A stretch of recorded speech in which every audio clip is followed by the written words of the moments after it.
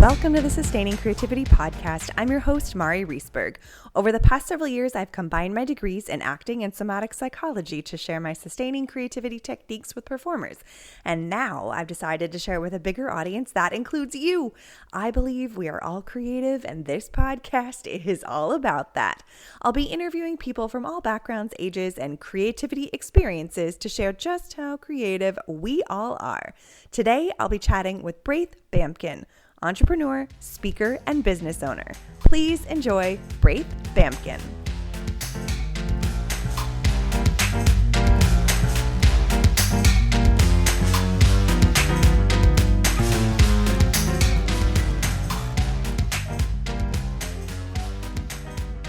Welcome to the Sustaining Creativity Podcast. Today, I am chatting with Braith Bamkin, entrepreneur, speaker, business owner, certified marketing professional, and all-around legend. Welcome to the show. You did ask me before how you wanted to introduce me, and I did say that. I didn't think you would actually say it, though. But well done. Thank you. I mean, I have to have the intro to welcome people, and that was just the perfect way to wrap it all up. So I'm very excited to have an all-around legend here to talk about creativity today. I've got to live up to that now.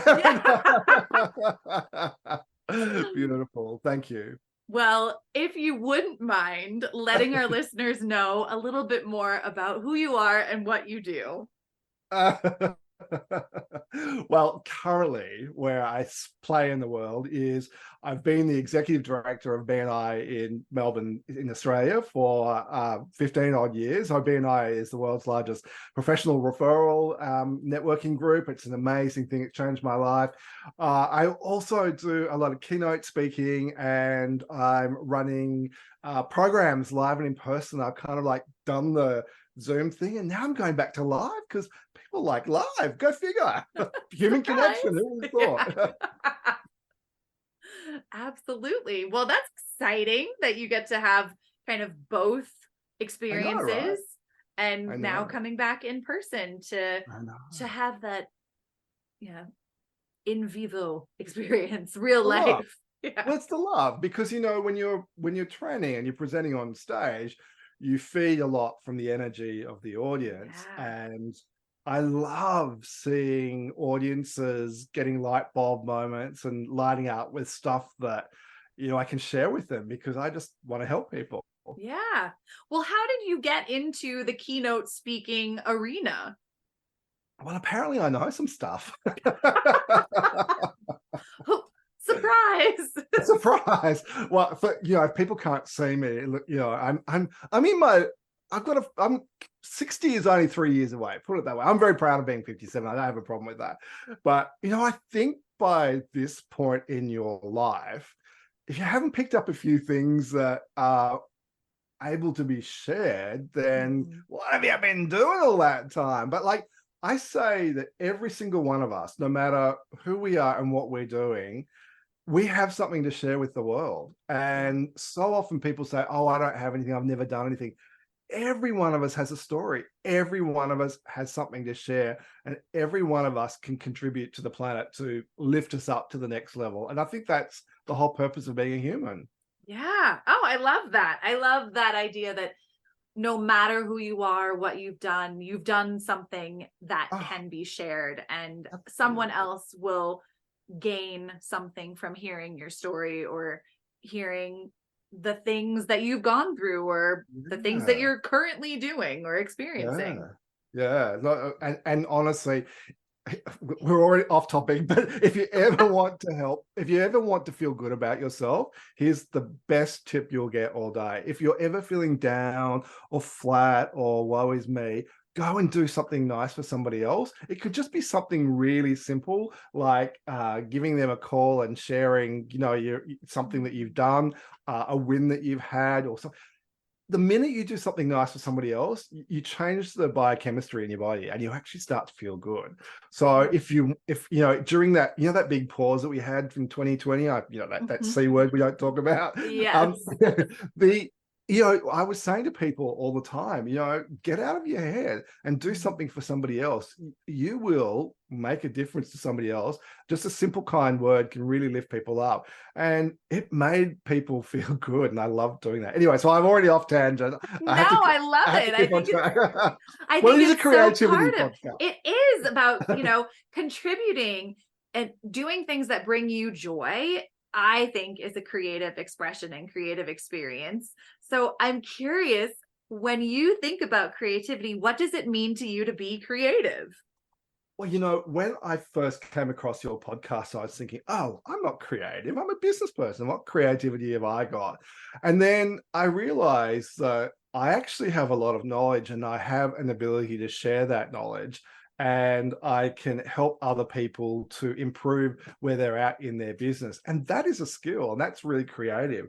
But I love people being connected. I was a bullied teenager. I was tormented at school and I was always left out. And I really did not like that. And as I grew older, I made it my purpose. And at university, everything changed. I lost all the puppy fat and I became, not the short little fat kid I was. I'm not short, I'm actually tall. And people reacted to me differently and I had a lot of friends and I was very included. And it dawned on me that there are so many people that aren't included in whatever, in society or community.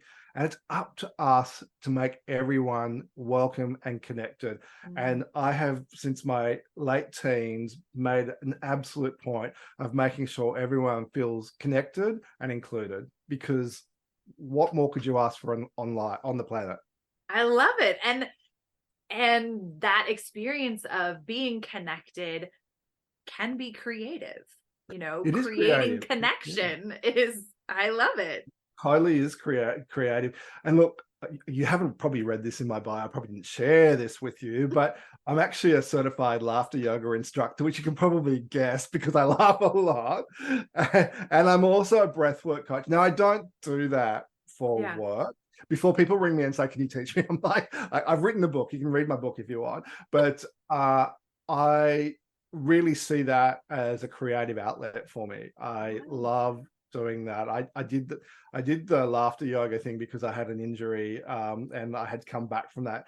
And laughter yoga was one of the modalities that I learned to get some facial muscle back. I lost some facial muscle. And, I just loved it so much. And I decided to become an instructor and I did it. And then, during the great pause, I was doing lots of little laughter yoga sessions for my members and my network and having fun and breath work as well. And that's really creativity coming out within you and like helping people. I loved it.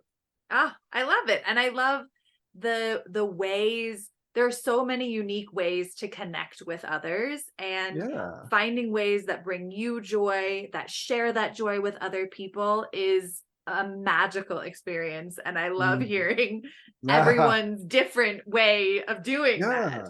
Yeah. Look, I think I was younger and I used to think, oh, well, I'm not artistic and that's creative. And, my art at school was a hot mess. You didn't want to see what I was doing, but that wasn't my thing. But, what I really love to do is I love to build Lego houses. I know that sounds funny, but, I used to build these before Lego had prescriptive things that you did, you actually just got a whole pile of blocks and whatever, and you made whatever. And I used to make these massive houses, and my parents were like, wow, how did you do that? And, that is really creativity coming out. And I think that, an expression comes out in a different way.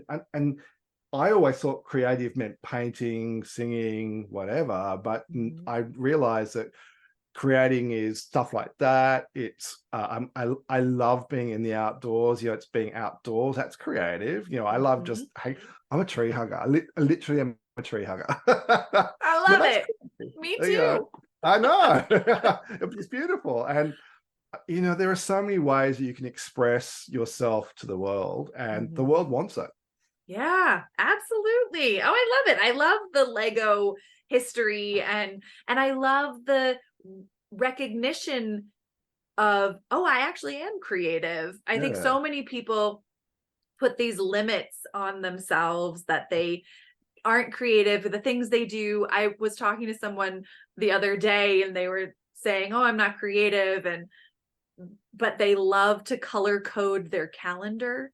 And I was like, That's that creative. is creative. That is one of the most creative things. I And know, right? yeah. Well, So the other thing that I do that's really creative, I think that I've realized over the last few years is a massive expression of creativity is I'm a very big meditator. I'm an hour a day meditator, and creating that energy is beautiful. And I don't know if you know Dr. Joe Dispenza, if you've ever come across his work. So I'm a big Dr. Joe meditator, and it's creating the life that you want. That is creativity in its purest form. Yeah. Imagination. Like, imagination is the foundation of everything. I know.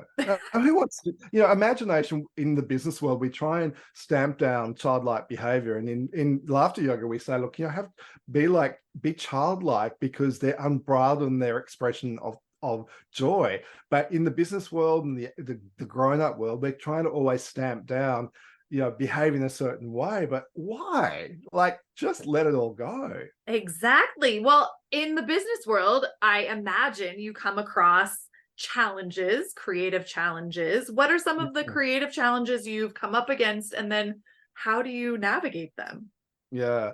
Look, I'm at the point in my life now where I have a lot of people that work on my team. And for me, it's actually really finding the right people for the roles and spending time to really hire the right people that can do the things that need to be done. And I use this really cool tool called Sparketypes. Have you ever come across that before? No, but Tell us going about to it. rock your world. It is an amazing tool. It's by a guy called Jonathan Fields out of America. He's actually in your state in Colorado. He lives there, yeah. And he's got his first book that he read was How to Live a Good Life. I read it. He wrote How to Live a Good Life, and I went, this guy is onto something. And he talks about the bucket system. I'm like, I really like you. And then he has a podcast called the Good Life Podcast, and I got onto that. And he has amazing guests, and I just really resonated with his style. He's very laid back, and Australians are laid back and cruisy, and he's really great.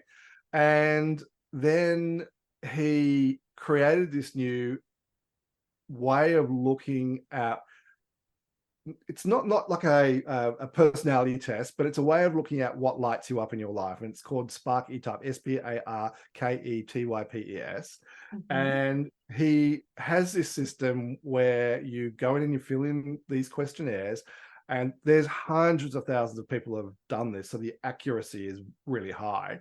And what you get is a primary and a secondary Sparketype and an anti-Sparketype.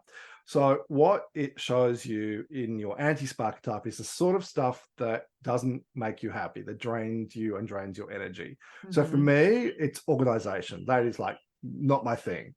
So I have I hired an amazing operations manager for my business, and she loves all that stuff. She is the polar opposite to me. She's like, get down to business. Let's get this done. Let's systemize things. And I'm like, where have you been all my life? And she's amazing. And so that, when I realized that drains me, I need to bring the right person in to do that so that my business can be more effective. It changed everything. Then you have your secondary Sparketype, which is the thing that supports your lighting up Sparketype. And so for me, the secondary is Sage, which is teaching, and I do a lot of training on stage. And then the primary Sparketype, now you're going to be quite surprised by this, is a performer. So I love to perform. Like, but it doesn't have to mean actor. It can mean, for me, I speak on stage, I do keynotes, I do training, and I love to do that. So when you learn what lights you up, what supports lighting you up, and what drags you down, you can hire people for the right skill sets. So there's 10 of these Sparketypes, and then you understand how to address every role that you've got to fill with the right person. But sometimes people are in roles that don't necessarily meet their Sparketype. So you actually can massage the role to ensure that they're getting their needs met. Because even if you're a barista and you're a performer like me, you can be the barista that's the happy person that says hello to everyone. But if your primary is the sage, then you're the barista that teaches other people how to make amazing coffee. Right. If you're the organizer, like I'm not, then you're the person that makes sure the system works really well, so the coffees get done quickly, effectively, and properly every time. So no matter where you are on the Sparketype, you could actually bring that into your current work and look for things in your role that will light you up. So I use this tool all the time in the way I engage with people, the way I hire people, the way I deal with problems. And I always think to myself, where's this person coming from? I So you love kind of look it. it up.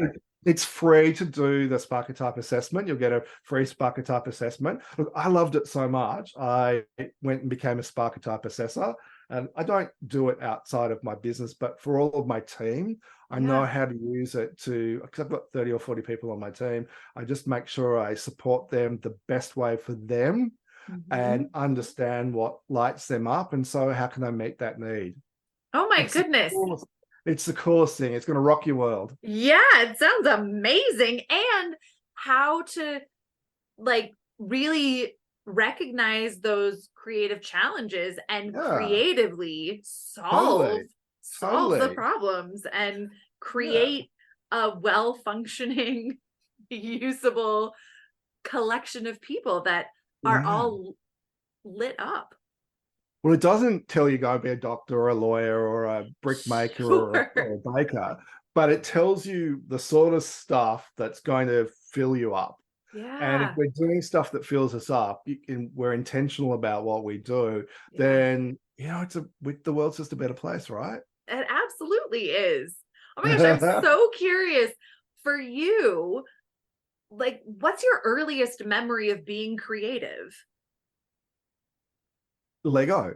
Lego is the really, I think before even I got to school, I was just making stuff with that all the time. Yeah.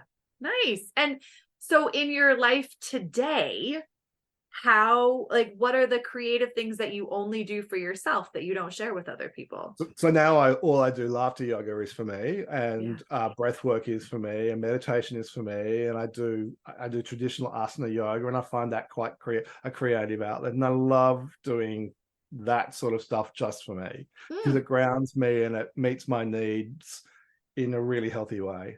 Nice. That's amazing. I'd love to say I paint or something like that, but you don't want to see that. But I do write. I write books and I write articles, and that's creative. Yeah, absolutely. No, I think it's so important that we have creative outlets that are just for our creative process that fuel us so we can show up on stage or teaching and share what we have to share with other people. Yeah. Cool. Well, when you work with people and speak with people and do keynotes, I imagine you come across people who do not believe they're creative, who don't think they have a creative bone in their body. How would you encourage others to find creativity in their lives? I'm going to probably change the language a bit because I don't think we need to find creativity. I think we have creativity within us, and I think our heart leads us to it. And I think what I would say is listen to your heart and feel into your heart. And when you feel into your heart, you just know the outlet you need to take. So for people who may not know what that process of feeling into your heart is, could you walk us through what it would be like to feel into your heart space, to have a knowing of what you need to do? Well, we've all had an experience of knowing, and you nailed it. You have a knowing. So sometimes we just feel that something is right for us, but often what happens in our current world, we've got a whole lot of stuff going on for us. We suppress our feelings because we don't feel that they're appropriate, or we don't feel it's the right way to be in this situation, or I can't do this because insert whatever excuse that you come up with, because we create a lot of BS excuses in our lives. But if you stop, and the best thing to do, and I just encourage everyone to do this, just stop and breathe just for a minute. In our current world, we don't do this. We just don't stop. You see people stopping for their coffee and they've got their phone going. They're always doing something.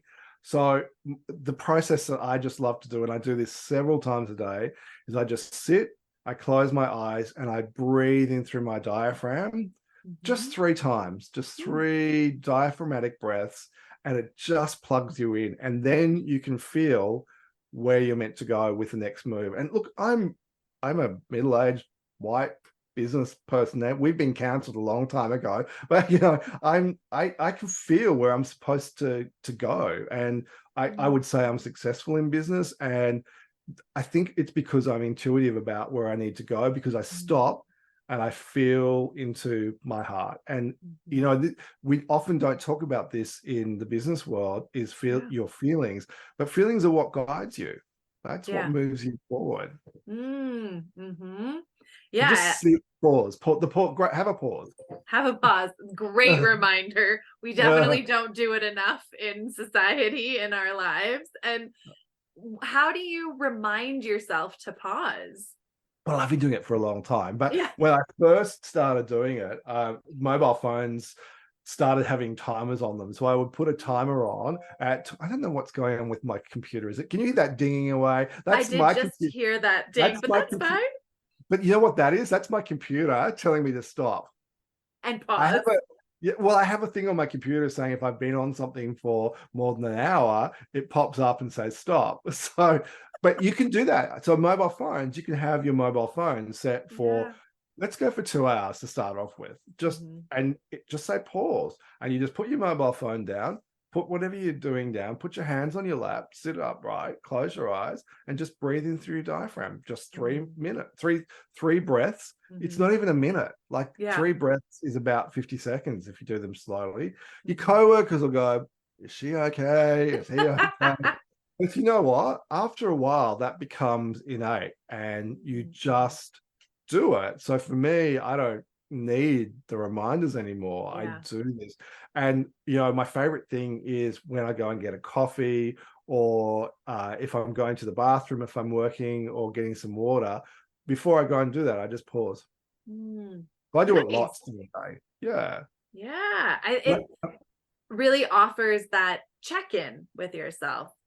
That on the go mentality that so many people have. We're not paying attention to what is really happening for us, and sounds like that pause does help us. We do, and we wear this badge of busyness like an honor. It is not. Busy is. I'm currently writing a book called Busting the Busy Myth about busyness is just crazy, and we don't wear it as a badge of honor. We really need to stop and pause and give ourselves space, because that's the way we get stuff done. Yeah, exactly. And that's the way creativity shows up even more in our lives. Yeah, because if you suppress creativity all the time, it's just going to sort of sit in the back of your head, and then you start feeling agitated that you're not actually getting it done, right? Yeah, absolutely. Oh my goodness. Well, this has been such a treat to chat with you. I have one last question. Yeah. What does it feel like in your body to be creative? My heart.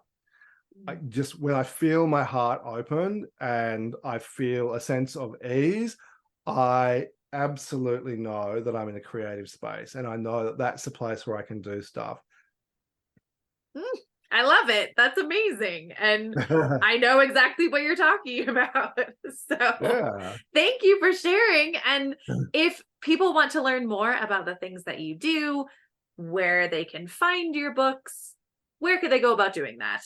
Well, the beauty of having a name like Braith Bamkin is you can own that website. So the easiest place is braithbamkin.com. Jump on there, and I've got buckets of free stuff that they can do. And just hang out with me and read what I put out there. I do some good stuff. I love it. Podcast, and you can see your podcast on there once it's done. I'll share that, and I just love sharing stuff with people. So lots of free stuff on there. Perfect. Well, I will put those links in show notes so people have easy access. And thank you so much for taking the time to chat with me. I have thoroughly enjoyed our conversation. Mario, delight.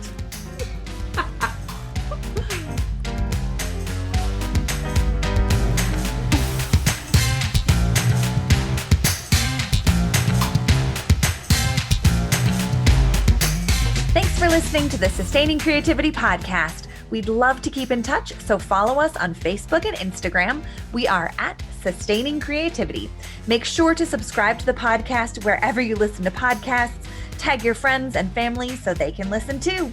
We love to hear from you, so leave your reviews, comments, and questions. Check out our website, sustainingcreativity.com, for upcoming offerings and creativity coaching. Tune in Tuesdays for our next episode. And remember, with creativity, anything's possible.